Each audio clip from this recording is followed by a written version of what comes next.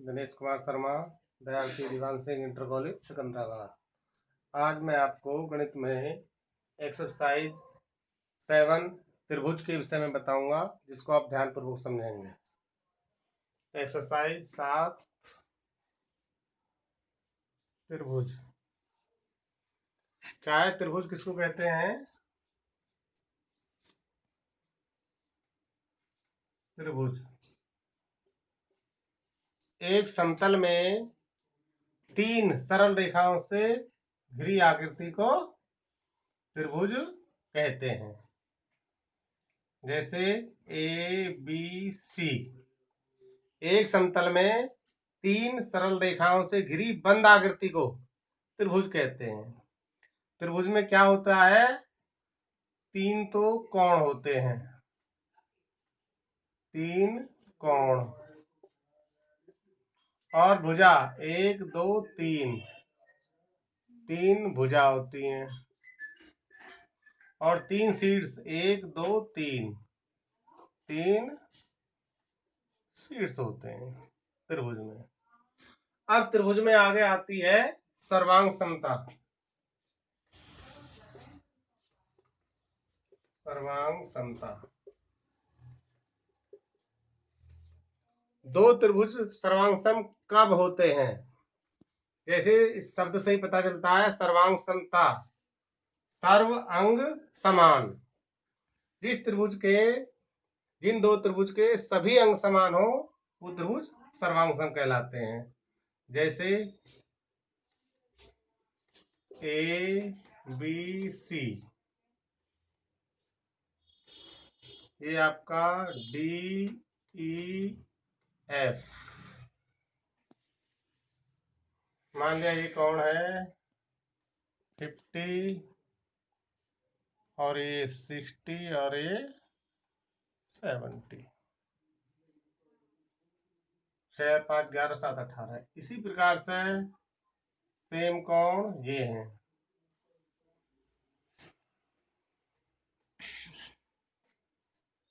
सभी कोण और सभी भुजा, मान लिया ये 2 है, ये 3 है, ये 4 है, ऐसे 2 3 4। तो इसके क्या है? सभी अंग, इस वाले त्रिभुज के सभी अंग इस वाले त्रिभुज के सभी अंग के समान है। तो क्या होगा? तो दोनों त्रिभुज ए बी सी सर्वांग सम त्रिभुज डी ई एफ, सभी अंग समान है, तो उनको सर्वांग सम त्रिभुज कहते हैं। या सीधा सा कहिए कि जब एक आकृति दूसरी आकृति को पूर्णता ढक लेती है, तो वो दोनों आकृति कैसी है? होती है सर्वांग सम। इससे आगे चलते हैं। सर्वांग समता के कुछ नियम हैं। सर्वांग समता के नियम,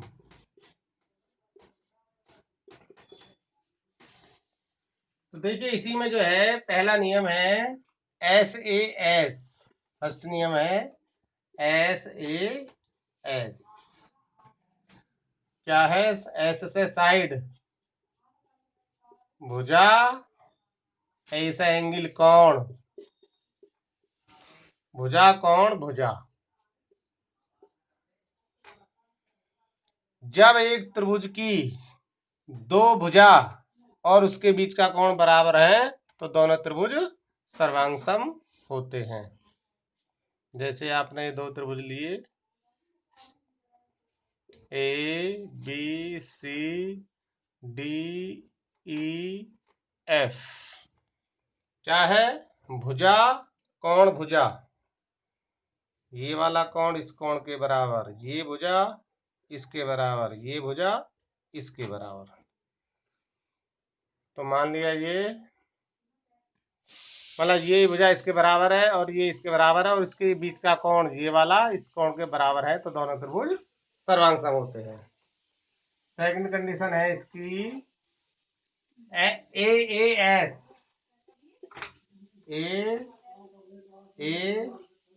AAS, कोण कोण भुजा, कोण कोण भुजा। एक त्रिभुज के दो कोण और एक भुजा अलग अलग बराबर हैं तो दोनों त्रिभुज सर्वांग होते हैं। जैसे ये ले लीजिए, A B C D E F. कौन कौन, ये कौन इसके बराबर, ये कौन इसके बराबर, और एक भुजा, ये भुजा इसके बराबर, तो दोनों त्रिभुज सर्वांग सम होते हैं। तीसरी कंडीशन है आपकी A S A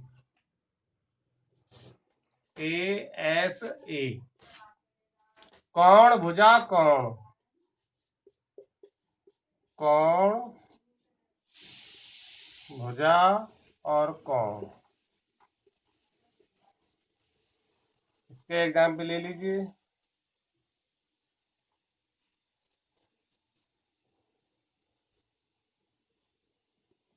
A B C D E F. इसमें क्या है, दो कोण और उसके बीच की भुजा, दो कोण और उसके बीच की भुजा, ये कोण इस कोण के बराबर, ये कोण इस कोण के बराबर, और इसके बीच की भुजा ये इसके बराबर हो तो दोनों त्रिभुज सर्वांग सम होते हैं। नंबर 4 पे आ गया S S S S S S S. इसको कहते हैं भुजा, भुजा और भुजा। एक त्रिभुज की तीनों भुजा और दूसरे त्रिभुज की तीनों भुजा के अलग अलग बराबर हैं तो दोनों त्रिभुज सर्वांग सम होते हैं।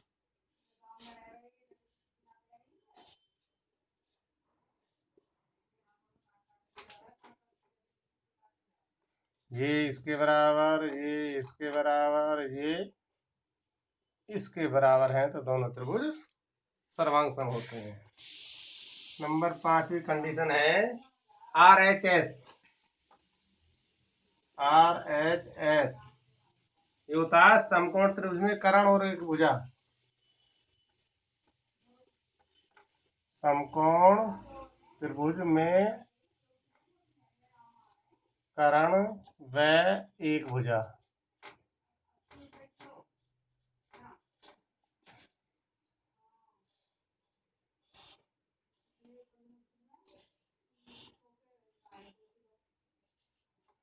ए B C D E F, ये आपका समकोण त्रिभुज है।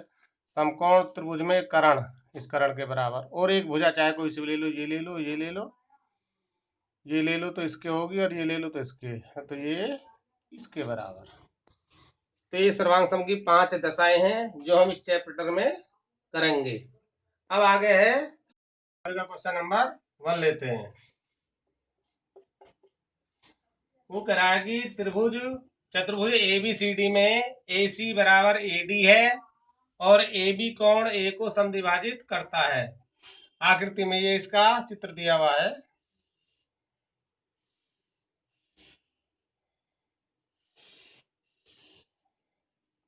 ये ABCD, इसमें क्या है, AC बराबर AD, AC बराबर AD ये दिया हुआ है, ये वाला इसके बराबर है। और कोण ए और AB कोण A को 2 बराबर भागों में बांटती है। AB जो है इस कोण A को 2 बराबर भागों में बांटता है, U बराबर है इसके।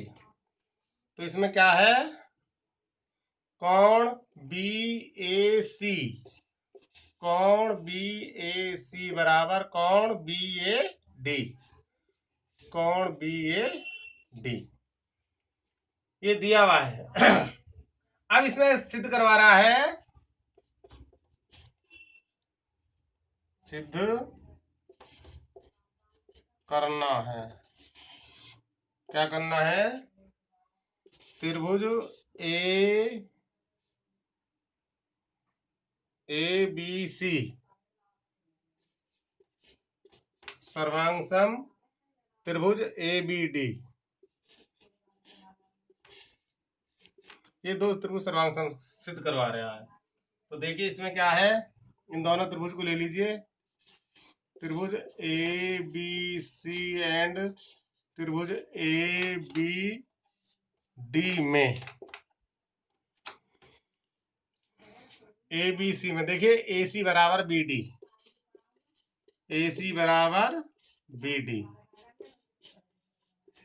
ये देखो ध्यान से, ए सी बराबर ए डी, ए सी बराबर ए डी, ए सी बराबर ये ए डी है, ये दिया हुआ है। और क्या दे रखा है, कोण, ये जो है ए बी इसको आधी करती है, तो कोण बी ए सी, कोण बी ए सी बराबर कोण बी ए डी, कोण बी ए डी। और ए बी जो है ऊपर के त्रिभुज में भी है, नीचे में भी है, ए बी बराबर ए बी। तो आपने सिद्ध करा ये दो भुजा और उसके बीच का कोण, दो भुजा और उसके बीच का कोण अलग अलग बराबर है, तो दोनों त्रिभुज कैसे होंगे, सर्वांगसम। देयरफॉर इसलिए त्रिभुज ए बी सी सर्वांगसम त्रिभुज ए बी डी। कौन सी कंडीशन लग गई, A S A S, S A S, दो साइड और उसके बीच का एंगल, तो दोनों त्रिभुज सर्वांगसम। आगे क्या करा है कि बी डी के विषय में आप क्या कहेंगे। अब देखिए जब ये दोनों त्रिभुज सर्वांगसम हो गए तो बी डी बराबर किसके हो गए, बी सी के, इसलिए बी डी बराबर बी डी बराबर बी सी, दैट्स ऑल। तो इसी टाइप के जो है मैं क्वेश्चन आपको कुछ सॉल्व करके दूंगा, जब उनको आप पढ़ोगे तो बिल्कुल क्लियर हो जाएगा। Thank you.